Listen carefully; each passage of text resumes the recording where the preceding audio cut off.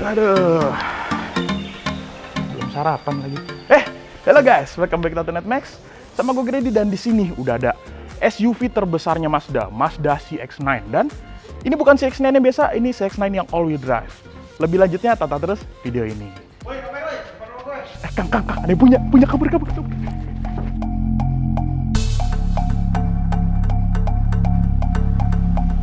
Kebiasaan nge-review di rumah orang. Untung Mazda mobilnya.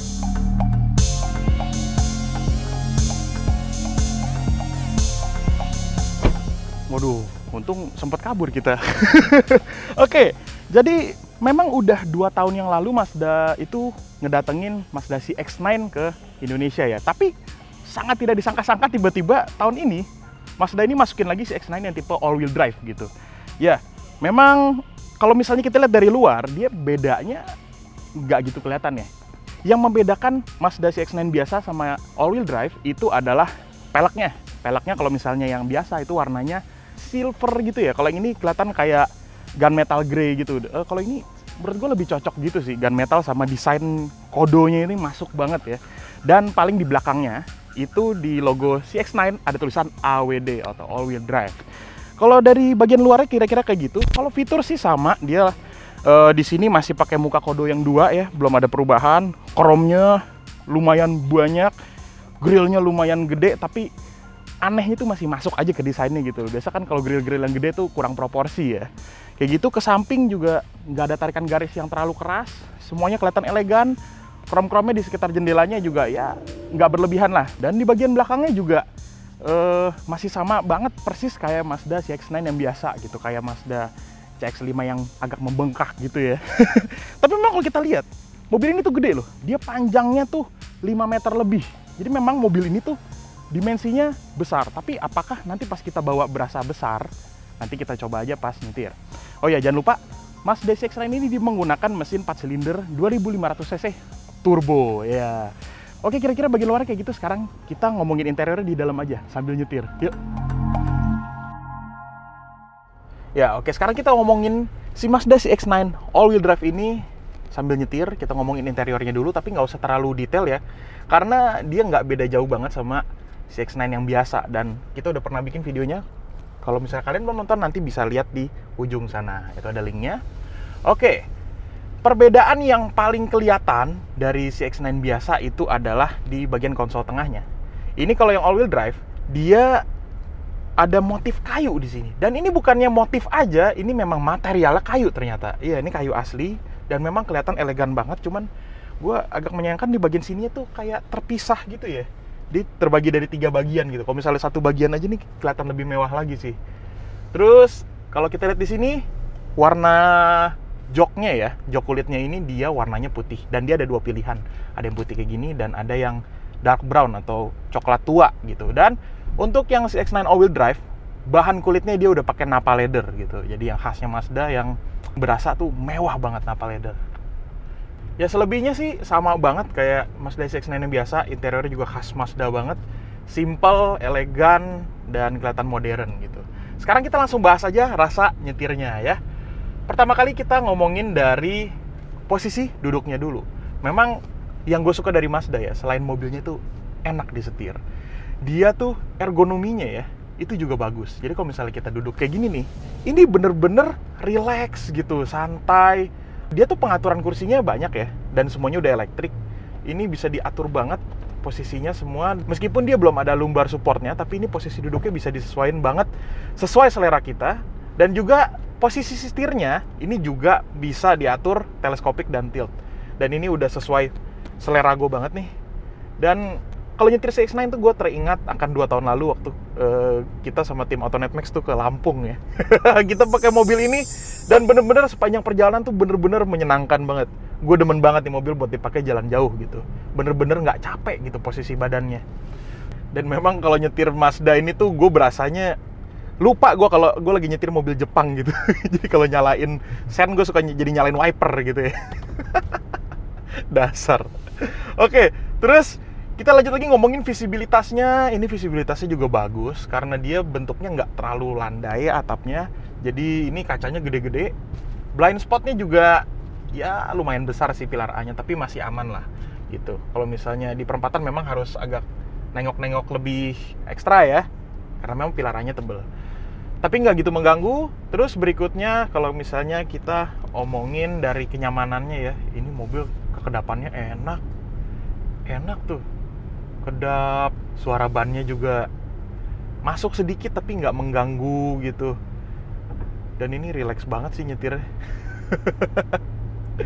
Terus kita ngomongin dulu dari dari fitur-fiturnya dulu ya. Dia tuh fitur safety-nya banyak banget sih Mazda ini. Dari blind spot monitoring, terus dia ada lane keep assist, ada smart city brake support, HCBS, driver attention alert. Jadi kalau misalnya kita ngantuk nanti ada peringatannya, terus ada parking sensor ya biasa lah ya, sama kamera 360 gitu. Seperti yang tadi gue bilang, dia ada lane keep assist. Jadi kalau misalnya kita lagi di tol, terus kita meleng gitu ya, nanti kan lewatin garis tuh, nanti mobilnya setirnya bakal koreksi sendiri kembali ke jalan yang benar. Wih, kayak gitu. Ya, kalau misalnya kita ngomongin dari bantingannya ya, suspensinya ini memang untuk ukuran sebuah Mazda dia termasuk empuk. Karena kalau misalnya kalian udah pernah cobain Mazda ya, itu pasti ngerti banget kalau Mazda tuh suspensinya tuh kaku. Jadi kalau misalnya kita belok-belok tuh bodinya ngikut banget. Nah, karena si CX-9 ini dia bodinya besar dan suspensinya dia dibikin agak empuk. Jadi memang kalau misalnya ini kita zigzag sedikit ya, ini berasa body roll-nya tuh. Tapi uniknya body roll-nya itu bener-bener kebaca dan bisa dikontrol. Jadi nggak yang understeer, oversteer gitu ya. Bener-bener buat dikendalikannya tuh masih enak banget nih. Nah, tadi kan gue ngomongin waktu kita ngomongin eksterior kalau mobil ini dimensinya gede. Terus gimana waktu rasa nyetirnya? Waktu kita setir, memang mobilnya masih terasa gede gitu ya, tapi nggak segede yang nggak segede yang kita bayangkan. Jadi bener-bener feelingnya ini masih gesit gitu loh. Jadi mobilnya nggak terasa kebesaran gitu. Memang mungkin kalau misalnya kita pakai buat parkir, masuk ke gang-gang sempit itu ya nggak bisa dibohongin ya. Memang masih berasa kesulitan kalau misalnya kita lewatin jalan-jalan sempit. Tapi kalau misalnya di jalan gede gini, kita mau manuver, itu mobilnya bener-bener nurut sih. Nggak berasa kayak mobil yang panjangnya 5 meter, kayak gitu. Nah, terus bagaimana dengan tenaganya? Jadi, CX-9 all-wheel drive ini diberkali dengan mesin 4 silinder 2500 cc, tenaganya 231 horsepower dan torsinya 420 Nm dari RPM 2000 torsinya tuh. Sekarang kita langsung coba aja ya. Gini kita lagi lari 40 sekarang, kita kick down. Wah, udah 70, 80, 90, 100. Dia bener-bener tarikannya halus dan kenceng ya. Apalagi mengingat mobil ini tuh beratnya tuh 2,5 ton gitu. Jadi tenaganya bener-bener ngisi banget, nggak berasa kenceng, padahal kenceng gitu loh. Dan itu gue jadi inget lagi waktu perjalanan ke Lampung. Kita tuh santai-santai, ternyata pas lihat speedometer udah 140 gitu di tol. Ya, mobil yang di belakang langsung keteteran gitu ya. Karena mobilnya memang si Mazda ini tuh dia nggak berasa kenceng, padahal kita larinya lagi kenceng gitu loh. Dan kalau misalnya menurut klaimnya Mazda, dia ini akselerasinya dari 0 ke 100 itu dalam 8 detik gitu. Jadi itu buat mobil yang beratnya 2,5 ton dan tenaganya 231 HP, lumayan ya angkanya ya, segitu ya. Dan dia juga masih pakai transmisi konvensional, tapi meskipun gitu dia halus buat perpindahan giginya tuh dia nggak berasa gitu ya. Baguslah Mazda nggak pakai CVT. Lebih enak kayak gini. Terus sekarang kita ngomongin rasa setirnya ya. Dan rasa setirnya ini tuh dia mirip-mirip lah sama Mazda-Mazda lainnya, yang berarti bagus gitu. Jadi ini setirnya dari genggamannya dulu ya, ini enak banget. Kulitnya juga halus, enak dipegang, jahitannya nggak tajam. Terus kalau misalnya ini kita belokin sedikit, tuh responnya juga bagus ya. Tuh, akurasinya juga bagus, cuman memang seperti yang tadi gue bilang, bodinya itu main ya, karena dia berat gitu. Tuh. Nah, tapi satu, feedbacknya dia agak kurang, jadi komunikasi ke jalan itu agak kurang ya. Tapi ini enak banget sih setirnya, khususnya buat jalan jauh ya. Kalau misalnya buat jalan jauh ini memang enak banget sih, relax. Cuman memang kalau misalnya kita mau bawa sport gitu yang agak ugal-ugalan, mungkin akan lebih baik kalau misalnya feedbacknya lebih komunikatif kayak gitu. Terus sekarang kita ngomongin soal all-wheel drive-nya. Ya, jadi mungkin ada di sini ada yang bingung kali ya, all-wheel drive tuh sama 4WD gitu sama nggak sih? Gue mau kasih info sedikit ya. All wheel drive sama 4WD atau 4 wheel drive itu beda sebenarnya. Jadi kalau misalnya all wheel drive itu dia sistemnya full time. Jadi dia nggak ada pilihannya di sini buat pakai penggerak dua roda doang gitu, nggak bisa. Ini semuanya nyala dan semuanya tersinkron gitu kecepatannya. Beda sama 4WD.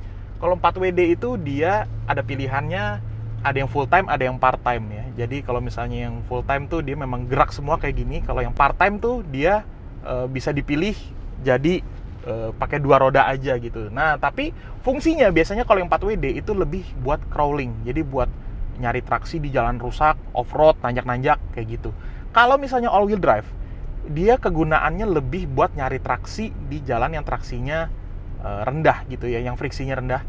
Dia ini sebenarnya paling efektif di negara yang 4 musim, khususnya pas salju gitu. Jadi buat nyari traksi pas salju. Kalau misalnya di negara-negara kayak Indonesia gini paling kepakainya pas hujan ya.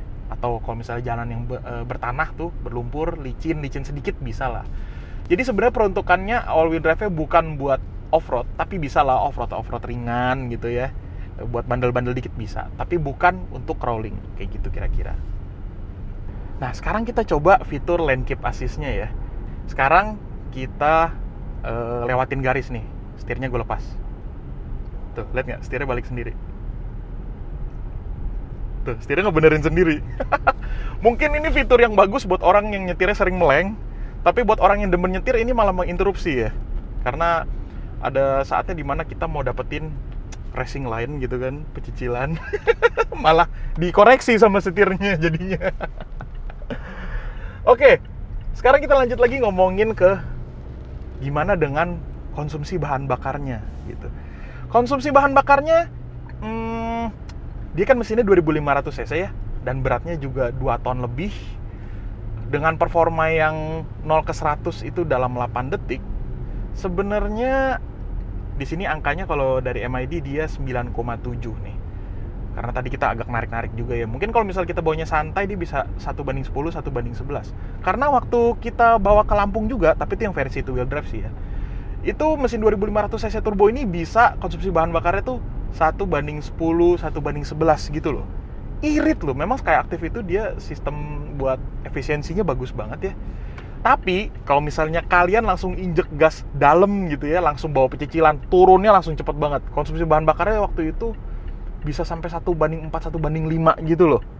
Sekalinya dibawa kenceng gitu ya. Tapi kalau misalnya kalian bawanya santai kayak gini, normal-normal lah, kondisi dalam kota itu dia nggak boros-boros banget buat ukuran mobil 2500 cc. Ya 1:8 lah kalau misalnya dihitung-hitung, mirip-mirip sama Innova ya.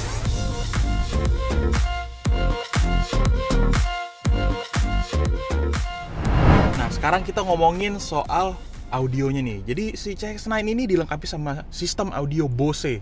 Dia udah ada subwoofer juga ya. Sekarang kita langsung cobain aja suaranya kayak gimana.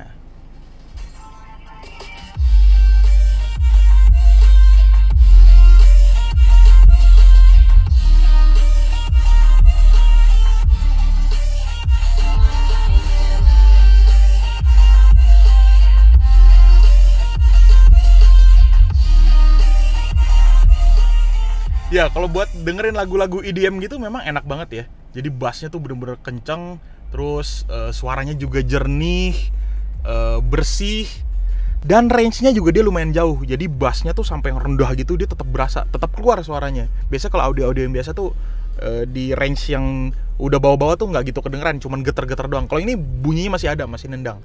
Tapi tadi kalau gue cobain nyetel lagu yang ada bassline-nya gitu ya, ada yang pakai bassnya, itu dia buat suara dari middle ke low itu kurang clarity, kurang bersih menurut gue, kurang begitu detail gitu ya. Tapi memang buat ukuran sebuah Bose ini memang udah enak banget sih. All around dah dia mah audionya Bose, mantep.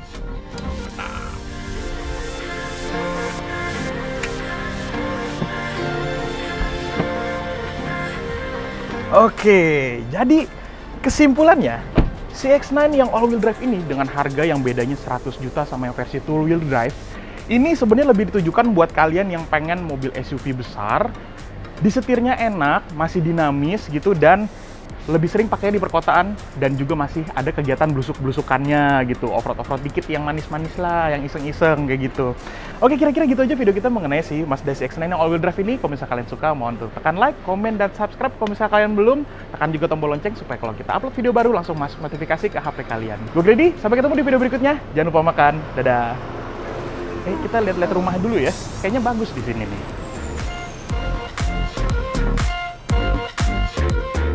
Lah, udahan syutingnya? Lah, iya udahan. Gue udah pakai baju Mazda nih. Kan gue brand ambassador. Ah, payah. Udah, gue pakai Porsche aja sekarang. Sama-sama Juru Cars. Jadi kalau misalnya kita duduk kayak gini nih, oh iya gue lupa, sennya sennya masih di kanan. Tonton terus video ini.